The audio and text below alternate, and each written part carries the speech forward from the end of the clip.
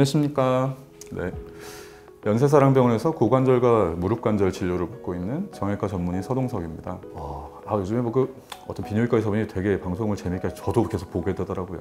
근데 저는 재미는 별로 없는 것 같은데 그래도 내용은 도움이 되시리라 생각하니까요. 좀 지루해도 그래도 내가 어떤 병이 있을지도 모른다 걱정이 있으시다면은 제가 말씀드린 걸 한번 참고하셔가지고 도움이 되기를 바라겠습니다.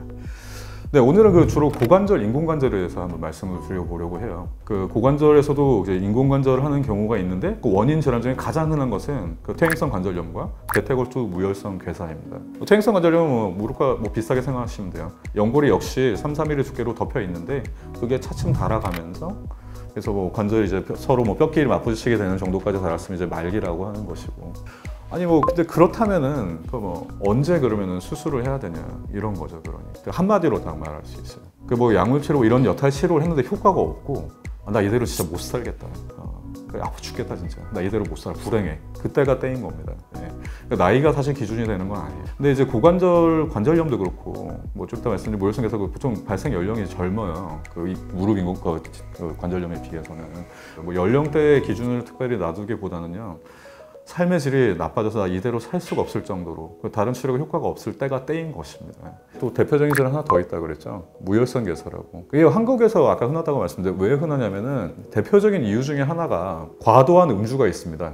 네, 뜨끔하신 분들 계실 겁니다. 계시네 거기. 네. 그리고 한국은 좀 술에 관대하다고들 하잖아요. 술을 평균적으로 많이 먹는 나라 상위권에 있다고들 하죠. 남자가 더 많아요. 또 환자 중에서. 네. 그리고 이 병의 평균 발생 연령이 고령이 아니고요. 30~40대예요. 아주 젊죠. 예. 그래서 30~40대에도 30~40대에도 생긴 게 아니라 30~40대 흔하게 생긴다는 거예요. 그래서.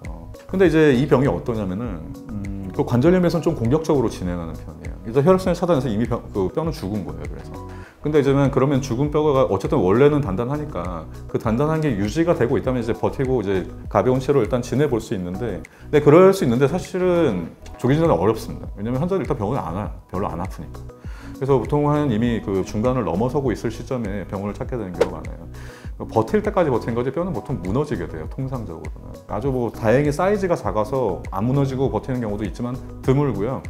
거의 여기 대퇴골두 도품 윗부분에 여기에 많이 생기는데 발견 시점부터 2년 안에 더 다음 단계로 진행하는 경우가 있습니다. 그럼 어떻게 되겠습니까? 원래 동그랗고 매끈하게 굴러가야 되는데 이게 납작해지고 거칠어지니까 관절염도 이제 병행되거든요. 그래서 3기, 4기 이렇게 되면은 방법이 없게 돼요. 그러니까 물론 이제 초기 발견하면 이제 여러 다른 수술 치료로 이제 관절을 살리는 노력을 할 수 있습니다만은 고관절 인공관절 성공률은 아주 탁월합니다. 사실은요. 모든 관절의 인공관절 중에 성공률이 가장 높다고 말할 수 있죠. 그 열의 9은 낫는다고 생각하시면 돼요. 근데 이제 그거는 좋은 일인데 환자들이 젊잖아요. 걱정이 하나 남게 되죠. 그러니까 내가 아직 젊은데 나 아직 30~40대인데 말이에요. 그러면 인생을 반도 안 살았는데 말이에요. 이 긴 세월을 이게 버틸 수 있을까? 걱정이 될 수밖에 없죠.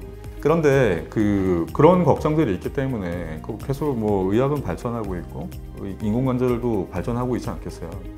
디자인과 재질에 계속 끊임없는 발전이 있습니다. 그래서 오래 써도 거의 닳지 않는 어떤 재질을 찾으려고 과학자들과 의사들이 연구를 많이 했겠죠. 그래서 나라마다 트렌드로 이제 한국처럼 장수국가에서는 어떤 재료를 가장 많이 사용하냐면요. 세라믹, 도자기입니다. 도자기. 그래서 뼈대는 이제 티타늄으로 세우고 중간에 이제 연골 부분을 대체하는 부분을 도자기로 도자기로 된 인공 연골을 넣는 경우가 많아요. 도자기는 딱딱하거든요.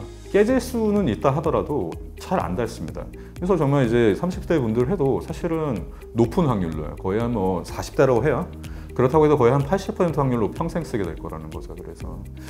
그러니까 근데 이제 장단점이 있다 그랬잖아요. 도자기는 그래도 오래 쓰시려면은 세게 뛰거나 점프가 많은 운동은 삼가하시라고 합니다. 그리고 또 흔하게 들었던 질문 중에 하나가 수술을 하면은 다리 길이가 차이가 많이 나나요? 그런 거 있어요. 보통은 이런 병들이 수술을 고려할 정도로 진행했으면 다리가 그쪽이 짧아져 있습니다. 그래서 차이가 많이 나는 게 아니라 차이가 없어지겠죠. 그러니까 하고 나면은요. 아니면 양쪽 다 있는 분들은 양쪽 다 짧았으니까 차이는 없을지 모르겠지만 짧아진 거예요. 원래 다리 길이로 돌리는 겁니다. 자, 그리고 수술 후에 양반다리는 엎드린 자세. 사실 이게 자가 진단할 때도 양반다리가 되냐 안 되냐가 중요하다고 지난 시간에 말씀드렸는데 가장 중요한 재활 중에 하나가 양반다리를 되게 만드는 거예요. 걷는 거는 거의 대부분 환자들이 나중에 잘 걷게 돼요. 평지 정도는. 그래서 걷는 거는 이제 해서 차차 늘리면 되는데 원래 이제 이거가 고도로 이렇게 관절염이나 무혈성계열 진행 분들은 양반다리 잘 안 되는 경우가 대부분입니다. 그런데 그 수술 일단 한 번 하면 뭐 관절 한번 싹 새 걸로 바꿨잖아요. 그 안에서 뭐 인대랑 뭐 다 뭐 근육이랑 이게 다 붙을 때까지 시간이 좀 있어요. 한 2-3달 걸려요, 그거. 그때까지는 기회가 한번 생기는 겁니다. 그동안 안 됐다 하더라도 이게 다 아물기 전에는 다시 늘릴 기회가 한번 생긴 거예요. 그래서 언제쯤 되냐가 아니라 최대한 빨리 만들어야 된다라고 말씀드리면 될 것 같아요. 정상관절은 사실 뭐 어지간한 대형 사고나 부상이 있지 않으면 안 빠지는데 그래도 그 인공관절은 그래도 빠질 확률이 다소는 높죠. 정상관절에 비해서는요. 특히 앞에 처음에는 1-2달, 그러니까 속에서 다 아물기 전에는 좀 어떤 자세를 피해야 되죠. 그게 어떤 자세냐면은 자, 이렇게 할게요. 쪼그려 앉는데 다리가 이렇게 되게.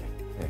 남자들은 이렇게 안 돼서 못 하는데 여자분들은 유연해가지고 뭐 앉을 때도 이렇게 제가 보기엔 와 어떻게 저렇게 앉지 싶을 정도로 이렇게 무릎을 안으로 돌려서 앉으시는 분들이 있잖아요. 이런 식으로 이 자세가 초반에 빠질 수 있는 자세거든요. 그 자세는 하지 마시라 그래요. 그런 거 즐겨서 했던 분들은 사실 그 자세는 좋지 않다고 말씀드려야 돼요. 어쨌든 빠지면 고통을 얻게 되고 뭐 치료를 하게 되니까 안 빠지는 게 제일 좋겠죠. 예. 근데 이제 그 자세 말고는 사실 서서 뭘 해도 뭐 위험한 자세는 딱히 없습니다. 예. 그리고 이런 질문도 하신 적인데 수술 후 다리가 저리고 무릎 통증이 생겨요. 저린 경우는 사실은 사실 흔치는 않은 것 같고요. 예. 근데 그거 말고 무릎 통증이 있는 경우 좀 흔해요. 왜 그러냐면 이제 수술도 좀 아플 거 아니에요. 그러니까 여기 잘 못 쓰죠 처음에는. 그러면은 그 하지 쪽에 어떤 한 관절을 못 쓰면 주변 관절을 많이 쓰게 돼 있습니다. 반대쪽을 더 많이 쓰게 되고 그리고 고관절보다는 그 아래쪽 다른 관절을 좀 더 많이 쓰게 돼요. 그래서 좀 과사용 경향 때문에 처음에 아프다고 느끼시는 분들 꽤 있는데 뭐 무릎에 딱히 병이 있는 분 아니라면 이제 무릎 통증은 그냥 알아서 없어질 거니까 뭐 크게 걱정하지 마시라고 얼른 낫게 운동 열심히 하시라고 합니다. 그리고 재활 운동은 뭐 어떤 게 좋겠냐? 수술하신 분들은 일단은 근데 아까 말씀드린 것처럼 초반에는 걷기랑 그 양반다리 만들기 그게 이제 제가 제일 주력해서 이제 환자분한테 권유하는 재활 운동이고 관절 기능을 정상적으로 유지하기 위해서는 주변에 있는 근육과 인대도 다 제 기능을 해야 되는 거거든요. 그래서 무릎이다 그러면 허벅지 앞쪽일 테고 고관절이라면 제일 중요하게는 엉덩이 옆쪽이에요, 옆쪽. 그러니까 옆쪽이 제일 중요한 근육이니까 뭐 이를테면은 뭐 제일 가볍게는 뭐 이런 거요, 이런 거. 다리를 옆으로 하는데 근데 좀 더 여기 정말 여기가 탄탄해지게 하려면은 뭐 부하를 좀 받으면서 하는 게 낫겠죠. 뭐 밴드를 뭐 발 사이에 발 2개를 묶어서 이런 식으로 한다든지 어떤 운동 그 기구를 사용해서 뭐 사실 무거운 거야 근력이 붙지 않겠습니까? 그래서 어느 정도 저항을 받으면서 옆으로 드는 운동. 그러니까 그런 운동도 다 도움이 되죠. 근데 그거 나을 만큼 나오면 사실 뭐 재활 운동을 한다기보다는 그냥 남들처럼 사시면 돼요. 뭐 건강을 위해서 운동하시면 돼요. 뭐 특이하게 뭐 평생 조심해야 되고 뭐 그런 건 아니에요. 저희가 저희 촬영진이 이거를 말하라는데 대부분에 있어서 말씀드립니다. 저희 연세사랑병원은 고관절 질환에서 잘 알고 숙련된 의료진이 다수 있습니다. 그래서 어디 불편이 있으시다면 저희에게 치료를 맡겨주시면 저희가 최선을 다해서 고쳐드리도록 하겠습니다. 저는 오늘은 여기까지 하고 저는 다음 시간에 또 더욱더 질문들을 모아서 더욱더 그 도움이 될 수 있는 유익한 내용을 갖고 다시 찾아뵙도록 하겠습니다. 고맙습니다. 네. 오늘은 여기까지. 아우 영국 남자 같네.